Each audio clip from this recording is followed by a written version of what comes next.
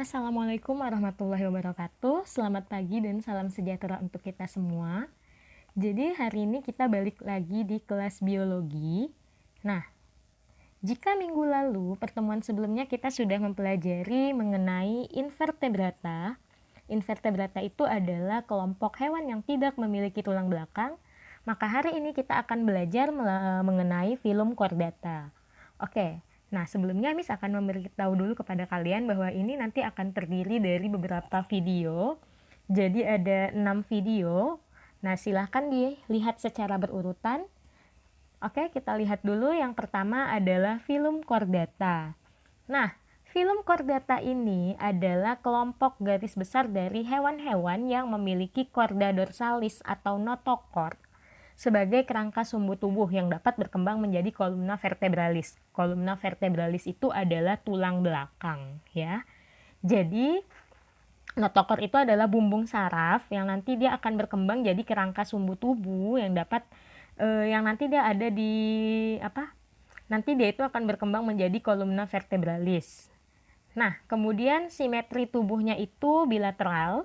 Dia sudah punya selomata, berarti dia sudah punya rongga tubuh sejati. Berarti ini dia triploblastik atau 3 lapisan tubuh. Nah, sistem organnya sudah cukup kompleks. Dan kemudian sistem sarafnya berupa pembuluh terdapat di sebelah punggung atau nanti kalau pada manusia itu di bagian dalam kolumna vertebralisnya. Dan alat pernafasannya itu berupa insang dan nanti ada yang termodifikasi menjadi paru-paru.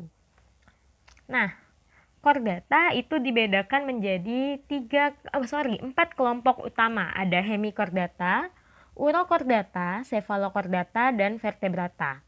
Nah, 3 kelompok pertama ini, hemichordata, urochordata, cephalochordata, itu dikenal dengan hewan akraniata. Mengapa seperti itu? Karena mereka belum memiliki tengkorak sejati.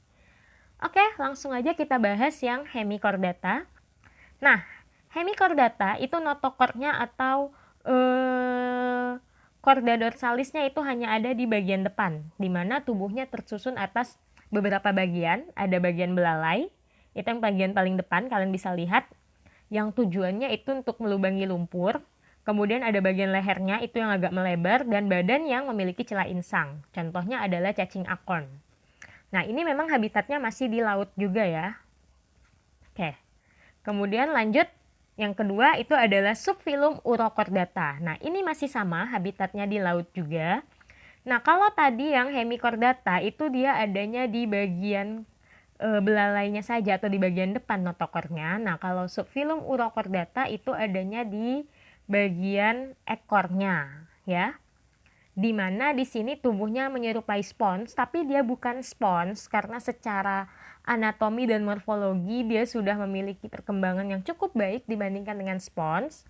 Dan dia habitatnya di laut, contohnya itu adalah tunicata. Nah, itu adalah gambar dari tunicata. Jadi memang dia hewan-hewan yang masih purba, ya. Dan yang ketiga adalah cephalochordata. Kalau cephalochordata bisa kalian lihat itu yang warna merah itu adalah notochordnya. Jadi notochordnya udah ada di seluruh tubuhnya.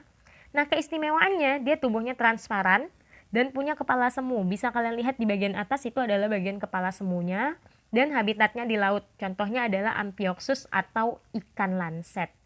Jadi, kalau kita lihat ketiga subfilum chordata ini, chordata, urochordata, dan cephalochordata itu memang kita temukan di bagian laut yang cukup dalam ya, dan memang sudah sangat jarang kita temukan di sini karena memang itu tadi habitatnya di daerah yang dalam. Oke, nah jika ada pertanyaan silahkan ketik di kolom komentar dan nanti akan kita jawab dalam proses pembelajaran. Nah, berikutnya silahkan kalian saksikan video yang kedua itu mengenai video yang video yang vertebrata. Nah, sebelumnya Miss akan kasih tahu dulu ciri-ciri dari vertebrata. Kalau vertebrata itu notochordnya hanya terlihat pada fase embrio. Nah, nanti notochordnya atau chorda dorsalisnya itu akan berkembang menjadi tulang belakang. Kalau kalian bisa melihat tulang belakang kalian itu ya bisa kalian rasakan sendiri. Kemudian kalau kalian makan ikan itu bagian duri yang kata kita di bagian tengahnya itu sebenarnya adalah tulang belakangnya ikan. Nah, kebalikan dari 3 subfilum tadi, kalau vertebrata itu dia udah punya kranium dan sistem organnya sudah cukup berkembang dengan sangat baik. Nah, inilah yang kita kelompokkan menjadi 5 kelas, yaitu Pisces, amfibi, kemudian reptil, aves, dan mamalia. Selanjutnya kalian bisa lihat di video yang